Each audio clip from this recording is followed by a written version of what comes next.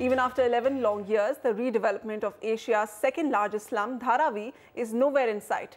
Changes in the government, a slow pace of execution and political interference seems to have ensured that work remains stalled. And now experts and residents worry that redevelopment of Dharavi is looking next to impossible given the commercial ecosystem in the slums. Ashwini Priolker has this story. Think of Mumbai slums and the one name that pops up inevitably is of Dharavi. Spread across 520 acres, it's a city within a city. Millions of people have made the narrow alleys of Dharavi their homes and live in close clusters. Since 1997, the residents of Dharavi have been promised a life away from this squalor and chaos. Their unending wait has left these residents with a sense of hopelessness. गरीब लोग छोटे छोटे घर में रहते हैं, 10 किसी के 4 बच्चे, किसी के 6 बच्चे हैं, उसको जगह पूरा नहीं पड़ती।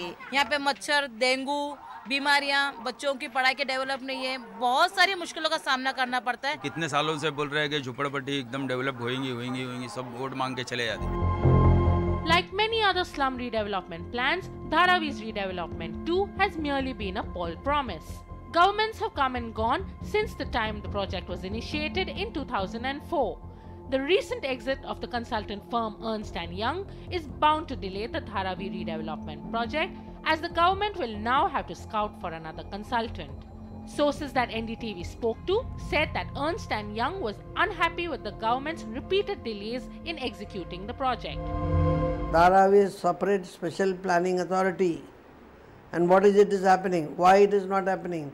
Why do you have to consultant come and go? Why don't you take the people into confidence and try to implement a project which is simple, logical, without even putting all this kind of abstract?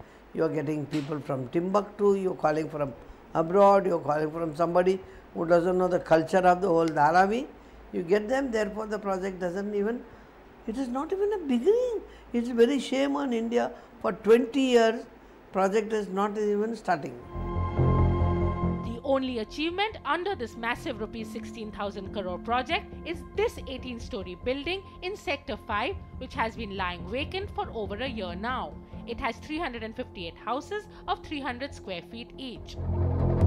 Dharavi's population is exploding, but the sizes of the hutments remain the same.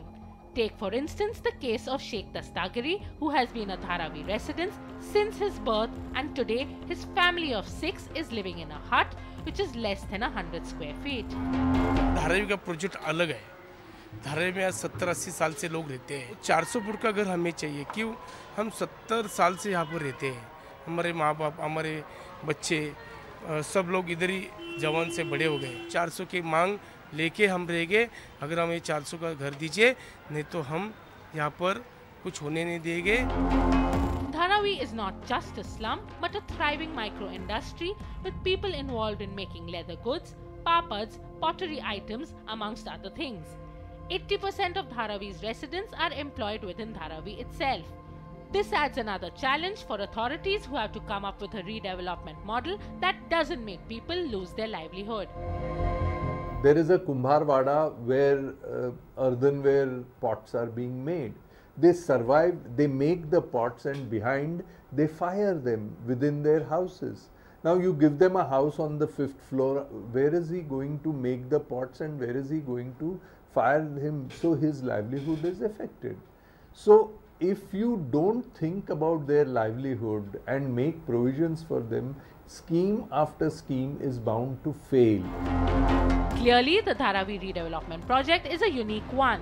The government has to take the aspirations of the residents into consideration while developing a plan that will benefit the slum dwellers as well as give Dharavi its long-promised makeover.